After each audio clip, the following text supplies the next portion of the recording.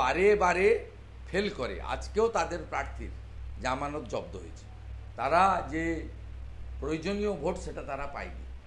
এর কারণটা হচ্ছে পশ্চিমবঙ্গের মাটিতে দাঁড়িয়ে নো ভোট টু মমতা বলতে হবে, মানুষকে ছেড়ে দিতে হবে অপশান যে তুমি ক্যানিং পূর্বে কাকে জিতাবে, ক্যানিং পশ্চিমে কাকে জেতাবে, ভাঙড়ে কাকে জেতাবে, বাসন্তীতে কাকে জেতাবে, সন্দেশখালিতে কাকে জেতাবে, হিঙ্গলগঞ্জে কাকে জেতাবে। এটা মানুষের ভোটারদের উপর ছেড়ে দিতে হবে। আপনি যদি গিয়ে প্রথমেই বলেন যে মোদিজিকে হাঁটাতে হবে, দেশ অমুক তমুক হেনা তেনা, মমতার যে লাইন ঠিক সেই লাইনে প্রচার করেন আপনারা। প্রচার করার ফলে ভোটাররা কনফিউজড হয়ে যায়, আপনাদের ভোটাররা কনফিউজড হয়ে যায়। কনফিউজড হওয়ার জন্য যা হওয়ার তাই হচ্ছে। আর আমাদের লাইন খুব স্ট্রেট লাইন, আমরা সব ভারত মাতার লোকের জন্য কাজ করতে চাই, মোদিজি তাই করে। আমাদের একজনই নেতা, আমরা সব ওয়ার্কার যে যে স্তরে দায়িত্ব দিয়েছে কাজ করি, এবং মোদিজি সব সময় পুরো দেশের ভারতবাসীকে নিয়ে তিনি চলতে চান, তার সমস্ত স্কিম সমস্ত নাগরিকদের জন্য তিনি করেন। কিন্তু আপনাদের যে কনসেপ্ট বোঝানো আছে 2500 টাকা ভাতা পাওয়া ইমাম, 1000 টাকা মাইকে হাঁকেন যারা মুয়াজ্জেম, তারা তো আপনাদের প্রার্থনার দিন যখন থাকে ভোটের আগে তাতে ব্রেন ওয়াশ করে দেন যে আপনারা এটা করুন, ওটা করুন, ওটা করুন, ওটা করুন, ধর্মীয়ভাবে করেন। তো স্বাভাবিকভাবে আমরা আমাদের লাইন খুব পরিষ্কার।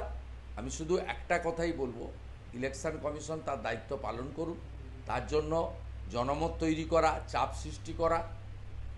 ইলেকশন কমিশন কেন্দ্রেরও না, রাজ্যেরও না, ইন্ডিপেন্ডেন্ট কনস্টিটিউশনাল বডি।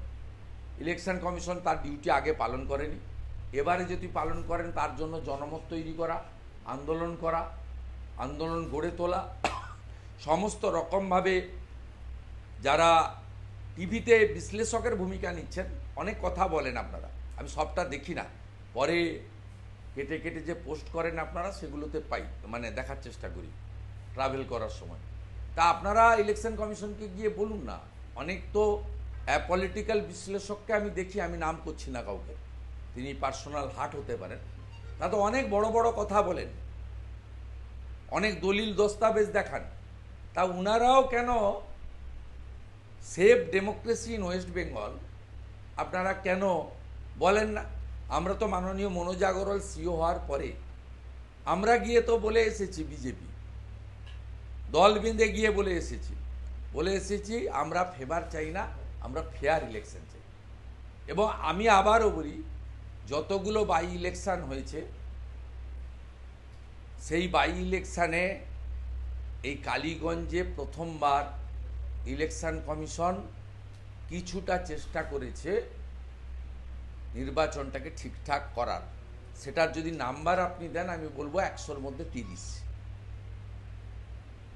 কারণ আপনারা 21-এর পরে যত বাই ইলেকশন হয়েছে, আপনি প্রথম বাই ইলেকশন হয়েছিল দিনহাটাতে, 1.5 লক্ষ ভোটের জিতেছিলেন উনি। সেখানে নিশীথ প্রামাণিকের সঙ্গে জগদীশ বসু মিয়ার ডিফারেন্সটা থাকলেও মাত্র 20,000, 1,30,000 উড়ে গেল। গোসাবা সেখানেও 1,60,000 না 70, সেখানেও দেখবেন মার্জিন, ন্যারো মার্জিন লোকসভায়। শান্তিপুর আমাদের হারানো হলো 60,000-এ, জগন্নাথ সরকারের লিড হলো 30,000। তারপরের বাই ইলেকশন হলো ভবানীপুর, যেখানে বসে আছেন, 56,000-এ জিতলেন মুখ্যমন্ত্রী, আমার কাছে হেরে এখানে দাঁড়ালেন, 56,000-এ তিনি জিতলেন। ওখানে 7,800, 8,000-এর গ্যাপ লাস্ট বাই ইলেকশনে। তো অসংখ্য উদাহরণ আছে। 2019-এর বাই ইলেকশনে বিজেপিকে হারিয়ে দিয়েছিল তৃণমূল কালিয়াগঞ্জে এবং আপনার খড়গপুরে। 2021-এর বিধানসভা ভোটে কালিয়াগঞ্জ থেকে সোমেন রায় 20,000 ভোটে জিতলেন এবং প্রায় 5,000-এর কাছাকাছি ভোটে হিরণ চ্যাটার্জি জিতলেন খড়গপুর থেকে। বাই ইলেকশনের সঙ্গে জেনারেল ইলেকশনের তফাৎ নেই। আমরা দুটো কারণে আমি ব্যক্তিগতভাবে, এটা তো খুশির কিছু নেই, হার জিত তো গণতন্ত্রে নাম্বারের উপর নির্ভর করে, নিশ্চিতভাবে তৃণমূল জিতেছে। কিন্তু দুটো কারণে আমরা বলি যে সংকেতটা শুভ। সংকেত এক, যত যে কাজগুলো করতো জোগাড় যন্ত্রের কাজ, সে কাজগুলো এখন উজ্জ্বল সিনহা করে। তাকে 25 একর জায়গা দিয়েছে, দ্বিবেদীকে বসিয়েছে ওখানে এই করার জন্য। রাজারহাটে হিটকো থেকে 25 একর জায়গা, সেখানে ইনফরমেশন এন্ড এন্টারটেনমেন্ট বলে একটা পার্ক বানানোর জন্য। জানেনই না, আপনারা সাইলেন্টলি বসে আছেন। কোন জায়গায় নিয়ে যাচ্ছে এই সরকারটাকে, এই ব্যবস্থাটাকে, পরে বুঝতে পারবে। দাদা, তৃণমূলের বিরুদ্ধে আপনারা এতদিন যে অভিযোগটা আনতেন দুর্নীতি, তোলাবাজির, এবং সেই অভিযোগ আনছে শওকত মোল্লা দলের একাংশের বিরুদ্ধে। আমি ওনার কথা বলব, মহামানব আমি বলিনি, মমতা ব্যানার্জি বলেছিলেন শওকত আর বোম মারবি না, বলেনি প্রশাসনিক সভায়। ওনার সার্টিফিকেট ওনার নেত্রী দিয়েছেন, মানে বর্তমান নেত্রী। উনি তো আগে নেতা ছিল, তো ওনার তো বোম মারার এক্সপার্ট সিপিএম থেকে হয়েছে। প্রয়াত রেজ্জাক মোল্লা, কান্তি গাঙ্গুলিরা ওনাদেরকে শিখিয়েছেন, সেই সময় থেকেই উনি ওস্তাদ। জীবনতলায় মমতা ব্যানার্জির গাড়িতেও আমরা তখন তৃণমূল করতাম, ঢিল ছুঁড়েছে, লাঠি ছুঁড়েছে, বোম ছুঁড়েছে। অর্থাৎ ওনার সার্টিফিকেট ওনার বর্তমান নেত্রী দিয়েছেন যে শওকত তুমি আর বেশি বোম টোম মারবে না। ওনাকে জিজ্ঞেস করুন, এদের সম্পর্কে কম কথা বলা ভালো। ভোট অশান্তি নিয়ে দেখা যাচ্ছে মমতা বন্দ্যোপাধ্যায় পোস্ট করেছেন সমাজ মাধ্যমে, সেখানে তৃণমূলের গা ছাড়া একটা পোস্ট করেছেন। কোথাও কি নিজের দলকে সংযত হওয়ার জন্য না, উনি বুথ ওয়াইজ ফিগার পাননি, ওই জন্য সর্বধর্ম সর্বজাতি, মানে তিনি হিন্দু ভোট পেয়েছেন ভেবে করেছেন। তার টুইটে দেখবেন, ওটা প্রথম টুইট। দ্বিতীয়তে আছে এই বাচ্চা মেয়েটিকে নিয়ে, এটাতে উনি ভাবছেন যে মুসলিমদের মধ্যে বিরূপ প্রতিক্রিয়া হবে এবং মুসলিম ভোট ব্যাংকে যাতে আঁচড় না লাগে, সেই জন্য এটা মানবিক কারণে করেননি। যে এই ছোট্ট বাচ্চা, একরত্তি বাচ্চা, ফুটফুটে বাচ্চাটি, তার বাবা পরিযায়ী শ্রমিক, সেটাও মমতার দয়ায়। এত পরিযায়ী শ্রমিক বাংলায় ছিল না, 11তে 5,20,000 ছিল রেজিস্টার্ড, এখন 60 লক্ষের বেশি। ওর বাবা বাইরে, মা আছে, সব দেখা যাচ্ছে না দৃশ্য। কি সুন্দর একটি বাচ্চা মেয়ে, তাকে মৃত্যুটা তৃণমূলের মুসলিম সাপোর্টারদের মধ্যেও ভালো রিয়াকশান হয়েছে। আমি বেশ কিছু কমেন্ট দেখছিলাম, তাতে মমতা ব্যানার্জি ভাবছেন যে আমার যে একবারে 32-33% কনসলিডেট, মোর দেন 90% ভোট দেয়, ওখানে একটু কম হয়েছে, 85%-এর বেশি মুসলিম ভোট পেয়েছে টিএমসি। তা এমনি জেনারেলি ওরা 90-91% মমতাকে দেয়। ভাবছেন যে এটাতে ড্যামেজ হবে কিনা।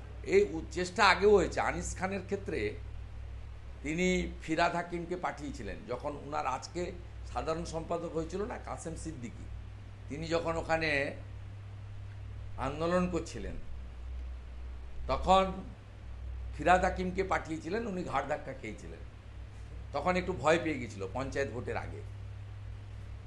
তারপরে আপনি এই তেহট্ট পলাশিতে 4টা মোটরস ফ্যামিলি আছে, আর্মি এবং প্যারামিলিটারিতে, দেশের জন্য যুদ্ধ করতে গিয়ে। উনি নোয়িং ফুললি ওয়েল ঝন্টু শেখকে টাকাটা দিলেন, নিশ্চিতভাবে টাকা চাকরি সব দেওয়া উচিত। বাকি 3জন হিন্দু, তাদেরকে তিনি বঞ্চিত করলেন এবং ওনার মিসেসকে এসপিকে দিয়ে গাড়ি করিয়ে সুতিতে নিয়ে গেলেন, পাশে দাঁড় করিয়ে পাবলিকলি করলেন, যাতে মুসলিমদের কত হামদরদ উনি এই মেসেজ দেওয়ার জন্য। এই যে অবৈধ ওবিসি নিয়ে এত লেজে গোবরে হচ্ছে, অ্যাডমিশন ভণ্ডুল হয়ে যাচ্ছে, লক্ষ লক্ষ ছেলে মেয়ে, তাতে উনি ওরিড নন। 4-5 লক্ষ এইচএস পাস করা ছেলে মেয়ে তারা ভর্তি হতে পারছে না, 7th মে রেজাল্ট বেরিয়েছে। এটা নিয়ে রাজ্যের মুখ্যমন্ত্রী বিচলিত নয়, উনি বিচলিত 76টা মুসলিম কমিউনিটি, তাদেরকে বাদ দিয়ে যদি আমাকে অ্যাডমিশন করাতে হয়, তাহলে মুসলিমদের রিয়াকশান কী হবে এবং 26-এর ভোটে আমার ভোট ব্যাংক ফাটল ধরবে কিনা। তাই মুখ্যমন্ত্রী এই ছোট্ট মেয়েটির জন্য যেটা করেছেন খানিকটা বিচলিত হয়ে আর খানিকটা ড্যামেজ রিপেয়ারিং জন্য করেছেন, মুখ্যমন্ত্রী এবং পুলিশ মন্ত্রী হিসেবে করেননি। এবং উনি এটা করার পরে ওখানে আরেকটা দালাল অমরনাথ আছে এসপি, ওকে দিয়ে তৃণমূলের লোকাল লিডারদের সঙ্গে কথা বলিয়ে, পঞ্চায়েত সমিতির যে চেয়ারপারসন আছে ওর হাজব্যান্ড, নাম তার রকি, তাকে দিয়ে পুলিশ কথা বলিয়ে একটি মুসলিম ছেলেকে কার্যত অ্যারেস্ট নয় স্যারেন্ডার করিয়ে দিয়েছে, যাতে আপনাদের এখান থেকে এটাকে ড্যামেজটাকে রিপেয়ার করা যায়। This is the actual fact, অন্য কেউ বলবে না, আমি বলে দিলাম। সকেট বোম আন্না। সকেট তার মধ্যে 73% বিজেপিকে বেছে নিয়েছে, আর 109টা হিন্দু বুথের মধ্যে 108টাতে বিজেপি ভালো ভোটে লিড পেয়েছে, একটাতে মাইনাস হয়েছে। স্বাভাবিকভাবে এই দুটোকে মনে করি আমি খুব পজিটিভ সংকেত। আগামী 8 মাস আমরা সবাইকে নিয়ে যদি কাজ করতে পারি, আর যারা বিশেষ করে হিন্দু ভোটার যারা বাম কংগ্রেসকে ভোট দিচ্ছেন তাদেরকে আমরা যদি বোঝাতে পারি যে আপনারা ভোট নষ্ট করছেন। আমি মনে করি কাবিল উদ্দিন শেখকে যারা ভোট দিয়েছেন তারা ধর্মীয় কারণে দেননি, তারা দুটো কারণে ভোট দিয়েছেন। এক, রাজনৈতিক বাধ্যবাধকতার জন্য, যে আমি পার্টি মেম্বার বা আমি কংগ্রেস করি তাই। দ্বিতীয়, তারা তৃণমূলকে হারাতে ভোট দিয়েছেন। কিন্তু আপনারা এমন জায়গায় ভোট দিচ্ছেন যার ফলে তৃণমূল কিন্তু আখেরে লাভ হচ্ছে। তাই রাজনৈতিক পরিচয় ছেড়ে দিয়ে যদি প্রকৃতপক্ষে এই সরকারকে আমরা সরাতে চাই, এই সরকার যদি সমস্ত স্তরে মানুষকে আক্রান্ত করে থাকে, তাহলে আমাদের একটাই স্লোগান দিয়ে বক্তব্য হওয়া উচিত, নো ভোট টু মমতা। তারপরে আমি আমার দলের পক্ষে বলবো, আপনি আপনার দলের পক্ষে বলবেন। ফাইনালি পাবলিক 294টা বিধানসভা থেকে কাকে কোন সিট থেকে জেতাবে, ভোটার উইল ডিসাইড। দাদা, তৃণমূলের উল্লাসে যে শিশুটি মারা গেল, তারপরে মুখ্যমন্ত্রী দেখা যাচ্ছে গা ঝরে আসলো, কি হবে? হ্যাঁ, বিয়ে মামলা সুপ্রিম কোর্টের যে তারিখ বলে দিয়েছিল সেই সময় কোর্ট কন্টেম্প্ট হবে যদি না দিতে পারেন। আর তো সময় তো নেই বেশি, 27 তারিখ। 3 দিন আছে, 3 দিন আছে। সুমিত্রা পঙ্কজ ধার নেওয়ার চেষ্টা করছে 7,500 কোটি ইত্যাদি। ধার কিভাবে ধার নিতে পারেন আলাদা কথা, দিতে তো হবেই। স্পোর্টস ইউনিভার্সিটিকে আপনারা সাপোর্ট করলেন না কেন? প্রশ্ন তুলেছে তৃণমূল। স্পোর্টস ইউনিভার্সিটি যেটা পশ্চিমবঙ্গেই প্রথম। ওটা মমতা ব্যানার্জি গিয়ে ফান্ডিং করে, মমতা ব্যানার্জির বাজারহাট করে, মমতা ব্যানার্জিকে বিদেশে নিয়ে যায়, একটা ক্যান্টিনে নিয়ে গেছিল অক্সফোর্ড ইউনিভার্সিটির নাম করে। ওটা একটা ক্যান্টিন, একটা কলেজের ক্যান্টিন। কালকে আপনারও আমি বুক করে চা খাইয়ে দিতে পারি ওই ক্যান্টিনে। সেই ক্যান্টিনে নিয়ে গেছিল এই সত্যম, চিটিংবাজ একটা। এটা কি সরকারি ইউনিভার্সিটি নাকি? এটা কোনো স্পোর্টসম্যান বানালে আমরা সমর্থন করতাম। তো ব্যবসা করবে, এই জন্যই তো 8,200 স্কুল বন্ধ করেছেন। আপনারা এখানে যারা আছেন একজনেরও বাড়ির বাচ্চা ছেলে মেয়েরা সরকারি মাধ্যমে পড়ে না। আমি আন্দাজে বললাম, ক্যামেরা অফ করে জিজ্ঞেস করবেন, তাহলে যদি 1-2 বেরা, আমি বলবো না, আমি কারেকশান করে নিচ্ছি, উইথড্র করে নিচ্ছি।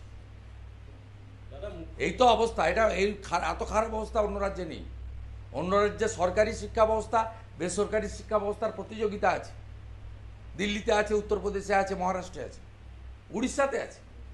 আপনার এখানে কমপ্লিটলি, যেমন সরকারি ব্যাংক এসএসজি গ্রুপ কোঅপারেটিভকে ধ্বংস করে রোজ ভ্যালি, সারদা, আলকেমিস্ট সবার ট্রাস্ট করেছিলেন, পিনকন, ঠিক একইভাবে গত 2-3 বছরে ওনার ট্রেন্ড হয়েছে সরকারি শিক্ষা ব্যবস্থাকে একদম শেষ করে দিয়ে প্রাইভেট শিক্ষা প্রতিষ্ঠানটি করা।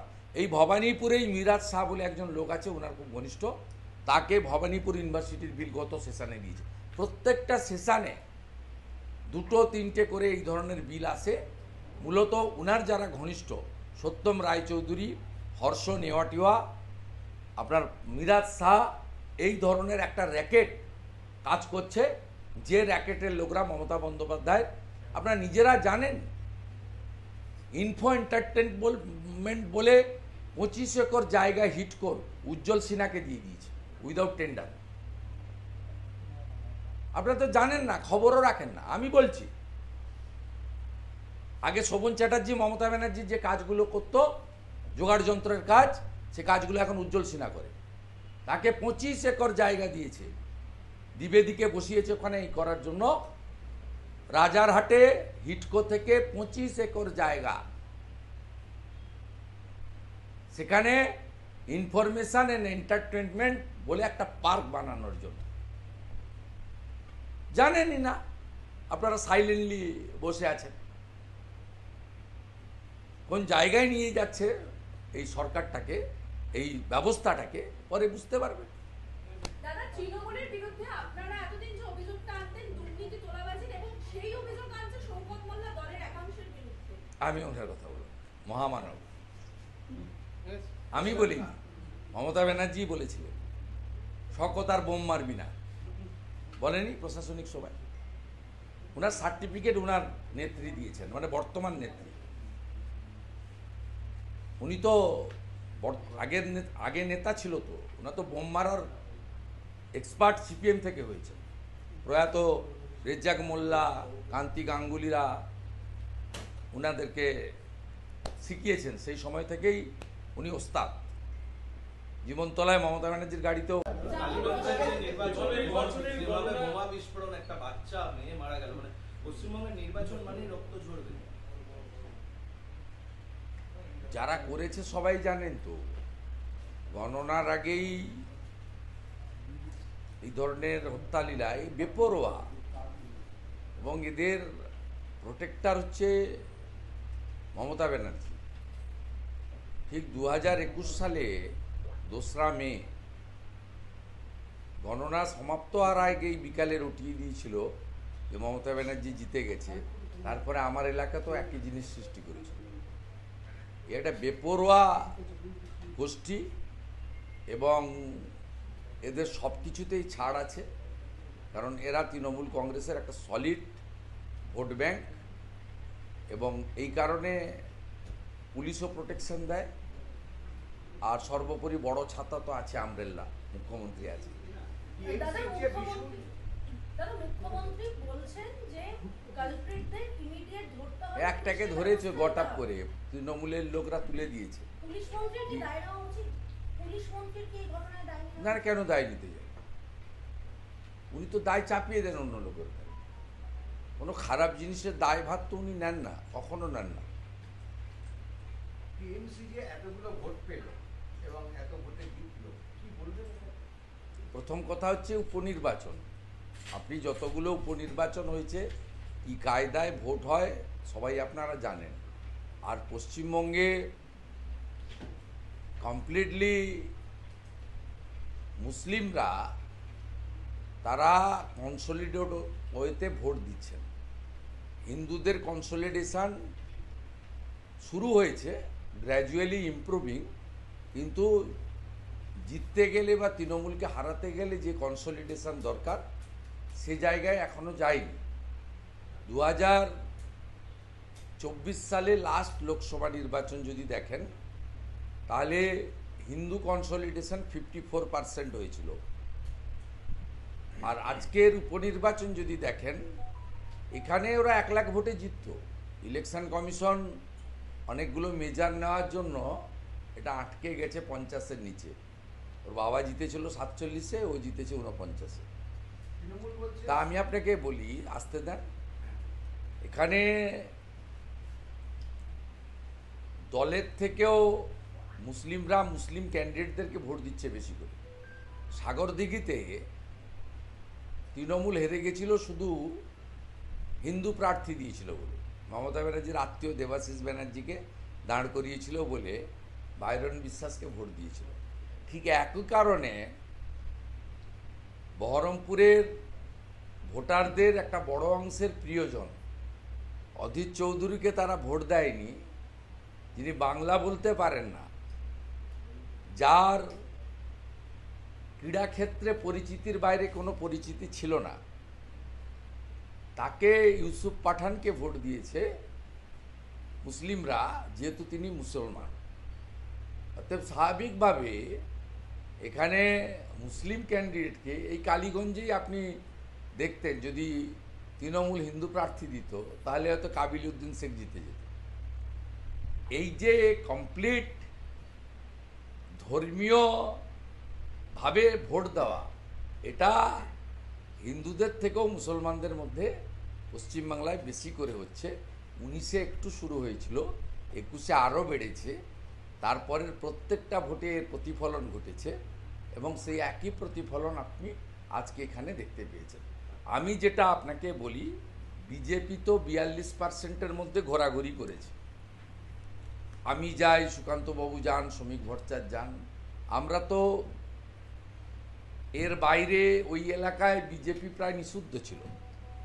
স্থানীয় কার্যকর্তারা মঞ্চ মাইক বাঁধলে, পতাকা টাঙালেই তো নেতারা বা পদাধিকারীরা গিয়ে সভা করবেন বা কর্মসূচি করবেন।